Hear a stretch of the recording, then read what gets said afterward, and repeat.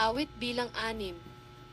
O Panginoon, huwag mo akong sawayin sa iyong galit, ni parusahan mo man ako sa iyong mahigpit na sama ng loob. Maawa ka sa akin, O Panginoon, sapagkat ako'y naluluoy. O Panginoon, pagalingin mo ako, sapagkat ang aking mga buto ay nagsisipangalo. Ang akin ding kaluluwa ay nababagabag na mainam, at ikaw, O Panginoon, hanggang kailan?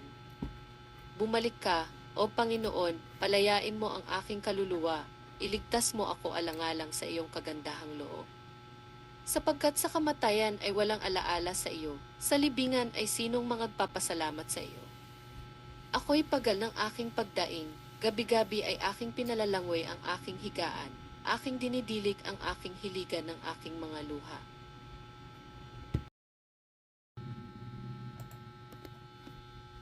Ang aking mga mata ay nangamumugto dahil sa kapanglawan, tumatanda ako dahil sa aking lahat na kaaway. Magsilayo kayo sa akin, kayong lahat na manggagawa ng kasamaan, sapagkat narinig ng Panginoon ang tinig ng aking pagtangis. Narinig ng Panginoon ang aking pananaing, tatanggapin ng Panginoon ang aking dalangin. Lahat ng kaaway ko'y mapapahiya, at mababagabag na mainam, sila'y magsisibalik, sila'y mga papahiyang kagyat.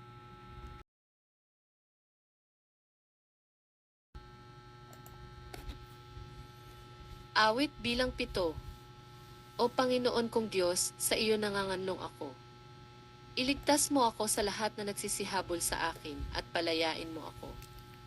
Baka lurayin nila na gaya ng leon ang aking kaluluwa, na lurayin ito habang walang magligtas. O Panginoon kong Diyos, kung ginawa ko ito, kung may kasamaan sa aking mga kamay. Kung ako'y gumanti ng kasamaan sa Kanya na may kapayapaan sa akin, aking pinawalan siya, na walang anumang kadahilanan ay naging aking kaaway. Habulin ng kaaway ang aking kaluluwa at abutan, yapakan niya ang aking kaluluwa sa lupa, at ilagay ang aking kaluwalhasyan sa alabo. Ikaw ay bumangon, O Panginoon, sa iyong galit, magpakataas ka laban sa puot ng aking mga kaaway, at gumising ka dahil sa akin, ikaw ay nagutos ng kahatulan. At ligirin ka ng kapisanan ng mga bayan sa palibot, at sila'y pihitan mong nasa mataas ka. Ang Panginooy nangangasiwa ng kahatulan sa mga bayan. Iyong hatulan ako, O Panginoon, ayon sa aking katuwiran, at sa aking pagtatapat na nasa akin. O wakasan ang kasamaan ng masama, ngunit itatag mo ang matuwid, sapagkat sinubok ng matuwid na Diyos ang mga pag-iisip at ang mga puso. Ang aking kalasag ay sa Diyos, na nagliligtas ng matuwid sa puso. Ang Diyos ay matuwid na hukom, Diyos na may galit araw-araw. Kung ang tao ay hindi magbalik loob, kanyang ihahasa ang kanyang taba, kanyang iniakma ang kanyang busog, at inihanda. Inihanda rin naman niya ang mga kasangkapan ng kamatayan, kanyang pinapagniningas ang kanyang mga pana. Narito, siya'y nagdaramdam ng kasamaan, siya'y naglihi ng kasamaan at nanganak ng kabulaanan. Siya'y gumawa ng balon at hinukay at nahulog sa hukay na kanyang ginawa. Ang kanyang gawang masama ay magbabalik sa kanyang sariling ulo, at ang kanyang pangdadahas ay babagsak sa kanyang sariling bunbunan. Ako'y magpapasalamat sa Panginoon, ayon sa kanyang katuwiran, at aawit ng pagpupuri sa pangalan ng Panginoon na kataas-taasan. Awit bilang 8. O Panginoon, aming Panginoon, pagkarilag ng iyong pangalan sa buong lupa, na siyang naglagay ng inyong kaluwalhasyan sa mga langit. Mula sa bibig ng mga sanggol at ng mga sumususo ay iyong itinatag ang kalakasan, dahil sa iyong mga kaaway, upang iyong patahimikin ang kaaway at ang manghihiganti. Pagka binubulay ko ang iyong mga langit, ang gawa ng iyong mga daliri, ang buwan at ang mga bituin na iyong inayos. Ano ang tao upang iyong alalahanin siya? At ang anak ng tao upang iyong dalawin siya? Sapagkat iyong ginawa siyang kaunting mababa lamang kaysa Diyos, at pinaputungan mo siya ng kaluwalhatian at karangalan. Iyong pinapagtataglay siya ng kapangyarihan sa mga gawa ng iyong mga kamay. Iyong inilagay ang lahat ng mga bagay sa ilalim ng kanyang mga paa. lahat na tupa at baka, at ang mga hayop sa parang, ang mga ibon sa himpapawid, at ang mga isda sa dagat, ano mang nagdaraan sa mga kalaliman ng mga dagat. O Panginoon, aming Panginoon, pagkarilag ng iyong pangalan sa buong lupa.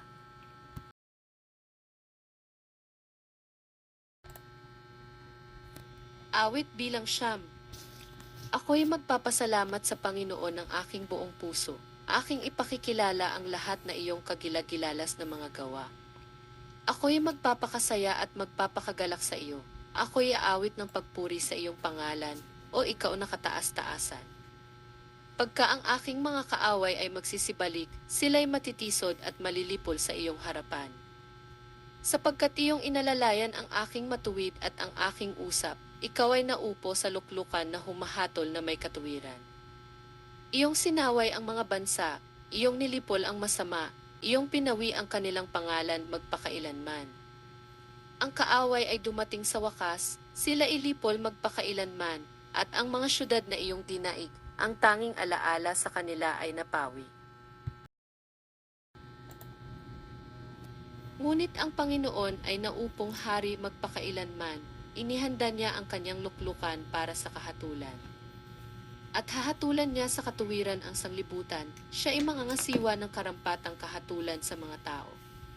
Ang Panginoon naman ay magiging matayog na muog sa napipighati, matayog na muog sa mga panahon ng kabagabagan.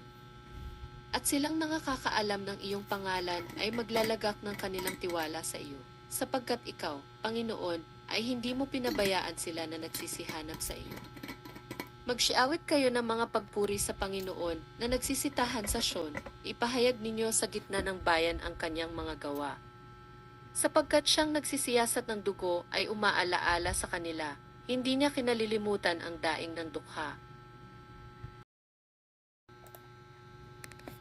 Maawa ka sa akin, O Panginoon, masdan mo ang kadalamhasyan na aking tinitiis sa kanila na mga nagtatanim sa akin. Ikaw na nagtataas sa akin mula sa mga pintuan ng kamatayan. Upang aking maipakilala ang iyong buong kapurihan, sa mga pintuang bayan ng anak na babae ng Sion, ako'y magagalak sa iyong pagliligtas. Ang mga bansa ay nangahulog sa balon na kanilang ginawa, sa silo na kanilang ikinubli ay kanilang sariling paa ang nahuli. Ang Panginoon ay napakilala, siya ay naglapat ng kahatulan, ang masama ay nasilo sa mga gawa ng kanyang sariling mga kamay. Ang masama ay mauwi sa libingan, pati ng lahat ng mga bansa na nagsisilimot sa Diyos. Sapagkat ang mapagkailangan ay hindi laging malilimutan, ni ang pag-asa ng dukha ay mapapawi magpakailanman. Bumangon ka, O Panginoon, huwag manaig ang tao, mahatulan ang mga bansa sa iyong paningin. Ilagay mo sila sa katakutan, O Panginoon, ipakilala mo sa mga bansa na sila'y mga tao lamang.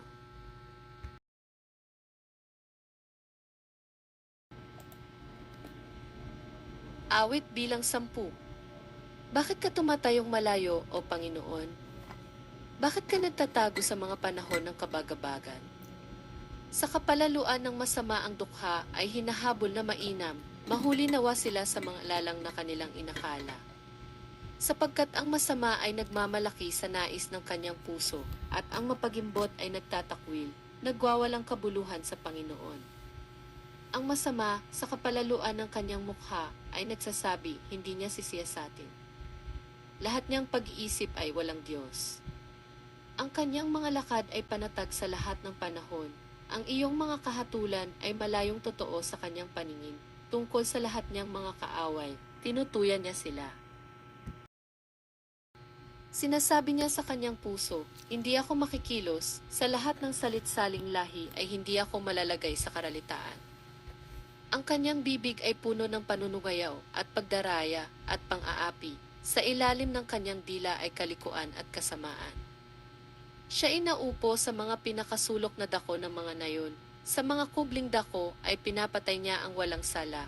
Ang kanyang mga mata ay natititig laban sa walang nagkakandili.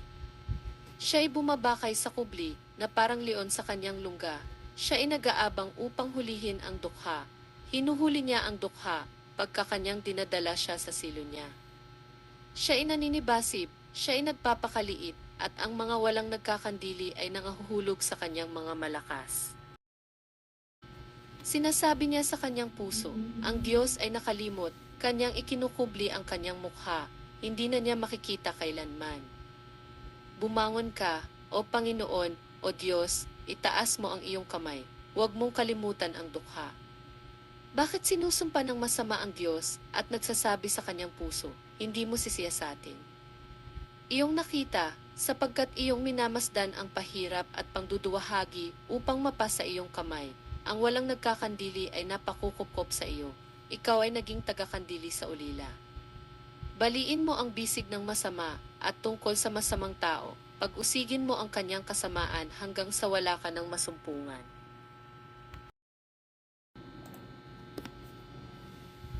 Ang Panginoon ay hari magpakailan-kailanman. Ang mga bansa ay nalilipol sa kanyang lupain. Panginoon, iyong narinig ang nasa ng mga maamo, iyong ihahanda ang kanilang puso, iyong pakikinggan ng iyong pakinig.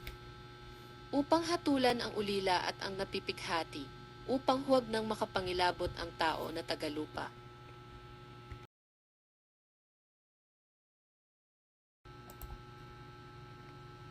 Salamat sa Diyos na may likha,